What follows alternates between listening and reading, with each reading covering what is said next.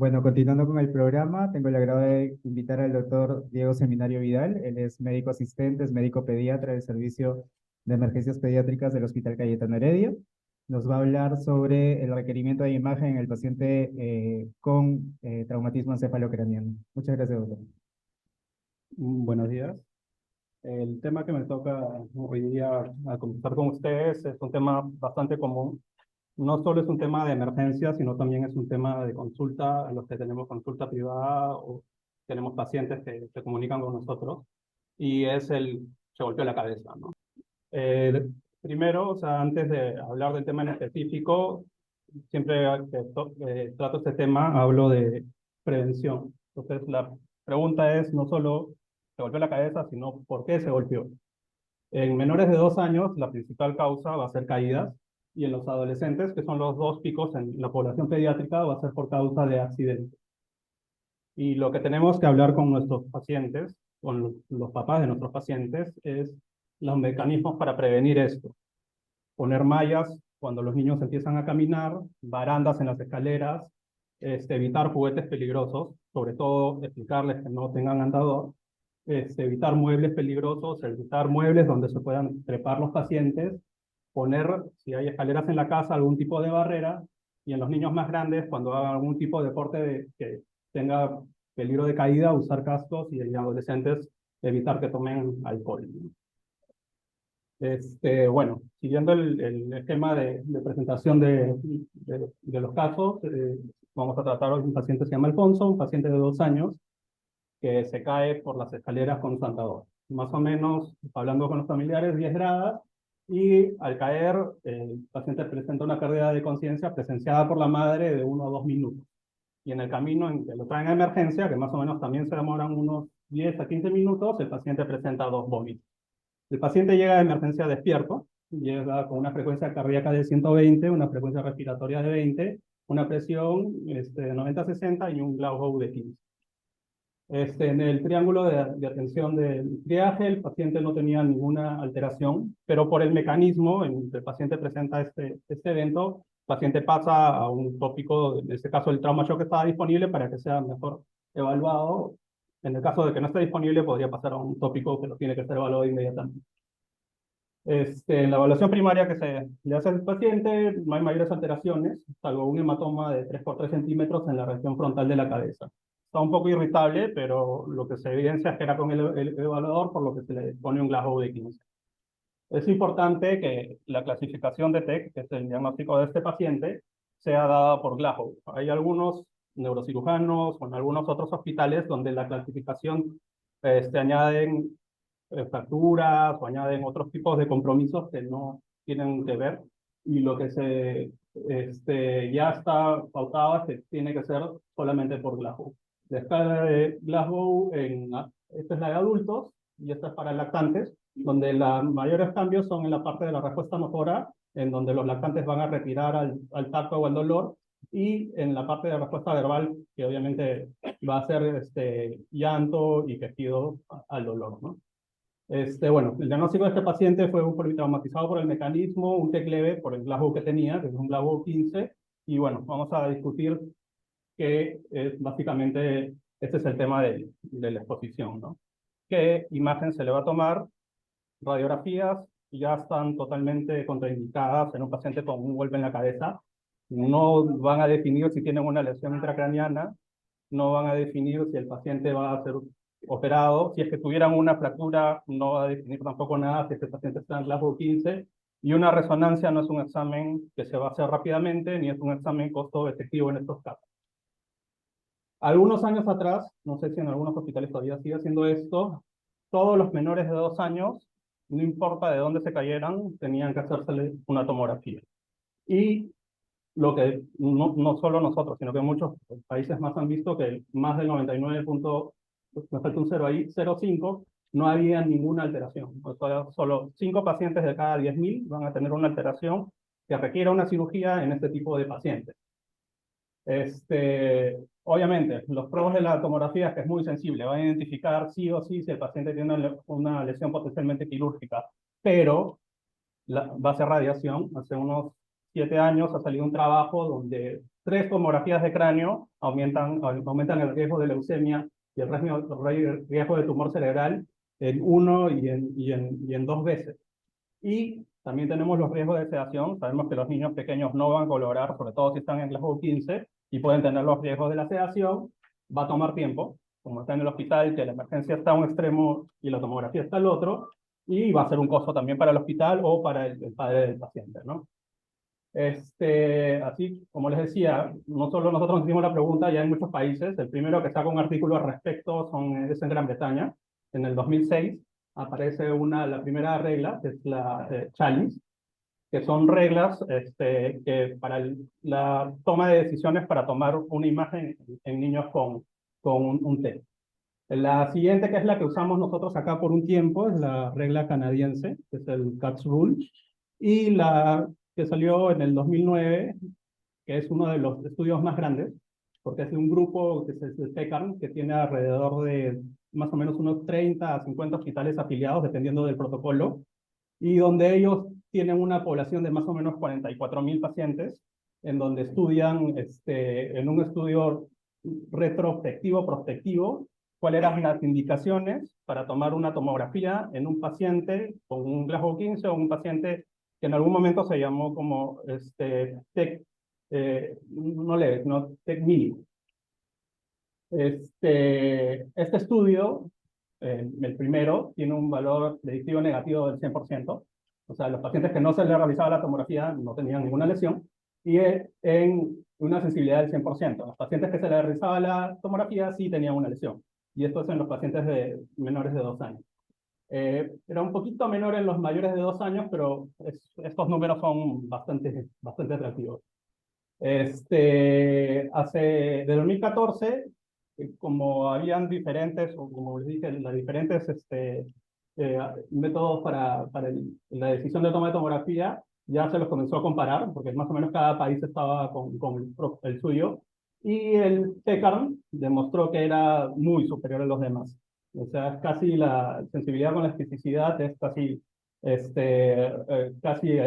llega al 1, ¿no? O sea, y en algunos casos, la práctica de un médico experimentado se podía igualar a este estudio, ¿no? Bueno, el ganador fue PECAM, como le dije, es la Red de Investigación Aplicada de Atención de Emergencia Pediátrica, que son un grupo de hospitales entre Estados Unidos y Europa. Y tanto así que hace unos 3, 4 años, la CDC lo tiene como la guía para decisión para tomar imágenes de Estados Unidos, ¿no? Se ha estado convalidando en varios países y el año pasado ha sido en Corea, ya está convalidado en España y también en Australia. Hay algunos países todavía como Inglaterra que conservan su guía y tienen una variación que adapta ciertas cosas de este trabajo. Este es el TECAM, esta es la herramienta para decidir si tomar una tomografía en niños.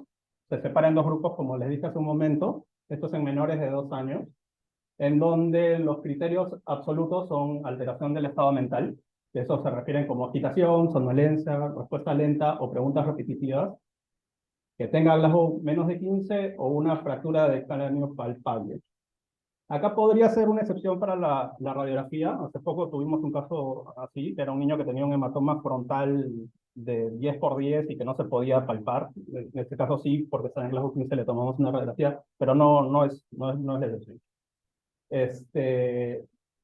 El segundo grupo, que es el grupo que no se le va a tomar una tomografía de inicio, sino es un grupo que va a estar en observación y se va a tomar decisiones compartidas y que el riesgo de que tenga un TEC clínicamente importante es más o menos del 0.9. Va a ser un paciente que tenga un hematoma pericraneal, a excepción de frontal, un paciente que tenga una pérdida de conciencia de más de 5 segundos o que no actúe normal para el familiar.